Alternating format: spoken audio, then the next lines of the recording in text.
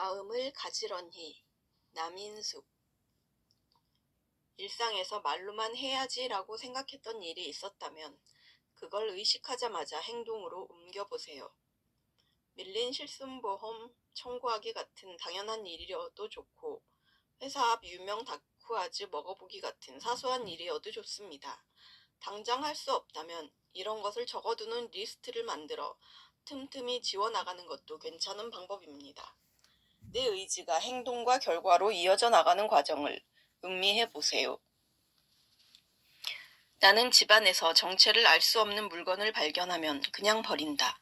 표준에서 벗어난 부품이나 부속물은 분류가 안 되어 정리 자리를 정하기 어렵다. 둔다고 해도 나중에 그게 필요한 상황이 될 때 필요한 게 그 물건이라는 걸 알아챌 수 없을 것이다. 유형별로 물건의 자리를 정해두고 그 자리가 넘쳐 공간이 부족해지면 그 안에서 버릴 물건을 골라낸다. 물건을 사면 용도가 겹치는 기존의 것을 정리한다. 새로 사고 싶은 물건을 발견하고 이게 집에 있는 그걸 버릴 만큼 가치가 있는가라고 자문하면 욕구가 사라질 때가 많다. 평소 너무 거대해 보여 미루었던 일이 있는지 생각해 보세요. 엄두가 나지 않아 미루고 방치해둔 일이 있을 거예요. 이 글을 읽고 마음이 동하신다면 그 마음을 놓치지 말고 주말 등에 충분히 시간을 내서 무식하게 시작해 보세요. 자신에게 시간이 많다고 생각하는 사람에게는 두려움이 없어요. 좋아하는 음악이나 영상물을 틀어놓고 나는 지금 아주 작정했다는 신호를 스스로에게 주는 것도 좋습니다. 그렇게 하나씩 하나씩 문제의 벽이 헐려나가고 말끔해지는 감각을 경험해 보세요. 무언가를 그냥 한다는 것은 원하는 상태에 도달하기 위한 방법론적 접근일 수도 있지만 삶 자체를 버티게 해주는 일상의 리추얼이 되기도 한다. 나는 5년 넘게 매주 금요일 밤 영상을 하나씩 만들어 올리고 있는데 정해진 날 업로드를 쉰 건 단 2번뿐이었다.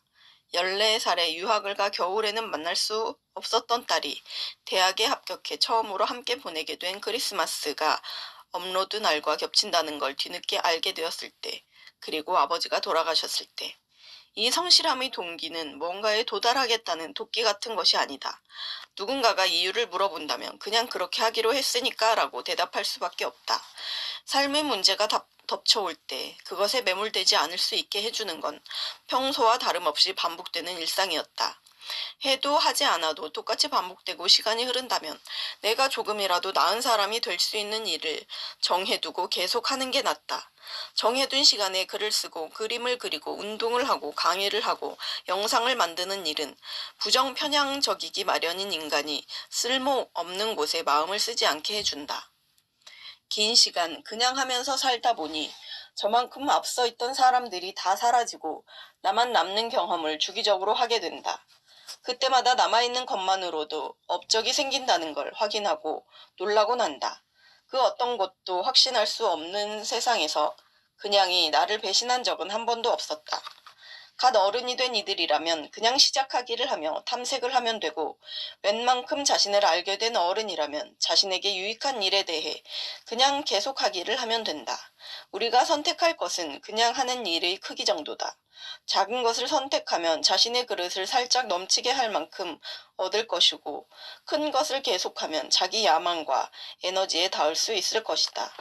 나는 오늘도 내 작은 그릇의 크기만큼 그냥 이렇게 글을 쓰고 있다.